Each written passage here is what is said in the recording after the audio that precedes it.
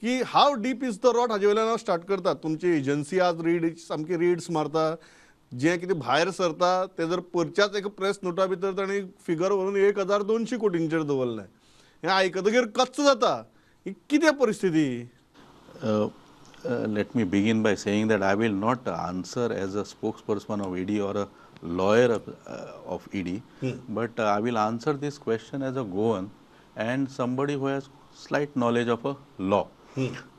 See, these all rot started somewhere in 2004, 2005 when the land rates, land started getting value.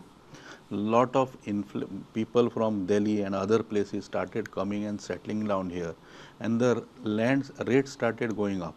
So initially legal deals were going on. Subsequently, when there was a demand, these things happened to be there.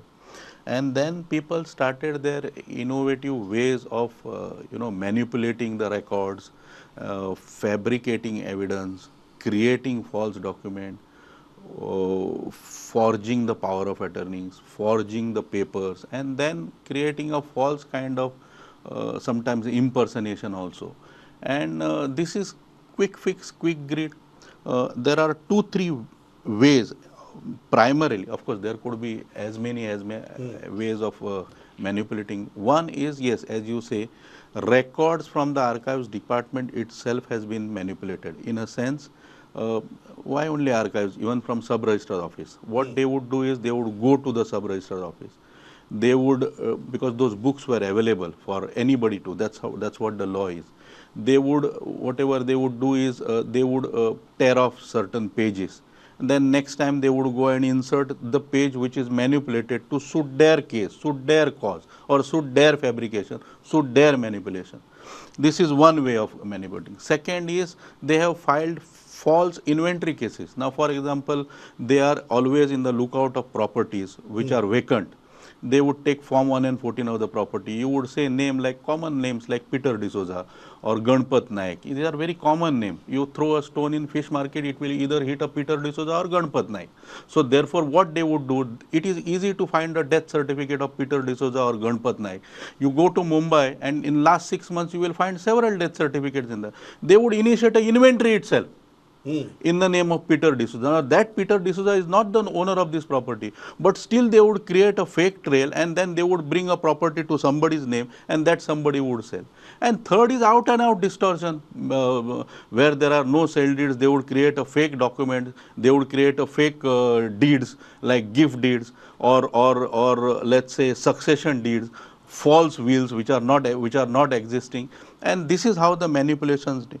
And a lot of people, so the people who are unverified real estate agent, who are quacks, who are not in the profession genuinely, then too much of demand at a particular place. See, all these things are happening at, I don't want to name, but Asagaon, then Anjuna. Now it has gone to Morji. You go to south, there are not as much cases. You even in Panjim, if you see, it will be not as much cases. You go to Ponda, there are. So wherever there are, acute rise of demand and there is absolutely no supply of land, and too many people want to have for their own ego or for their whatever business purposes have a land there. Such things have evolved. It's unfortunate.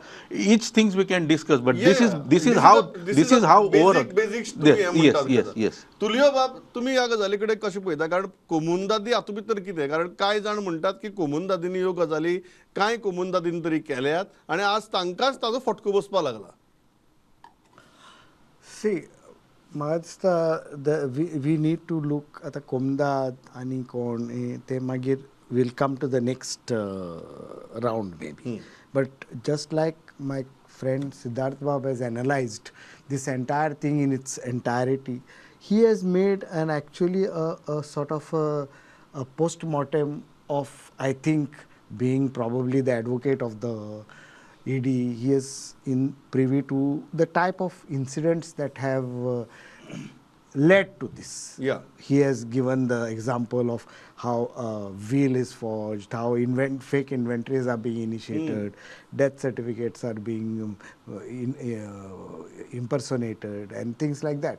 Now, what I am saying is, I am looking at it in its totality, ते केन्नाय कसलोय एक पळय माल practice सुरू जाता तेन्ना गव्हर्मेंटाची machinery has to be sensitive to this malpractice to detect for two reasons. In the course of the malpractice, the person or the offender, the accused has to be made culpable, but the innocent people should not face the wrath of this.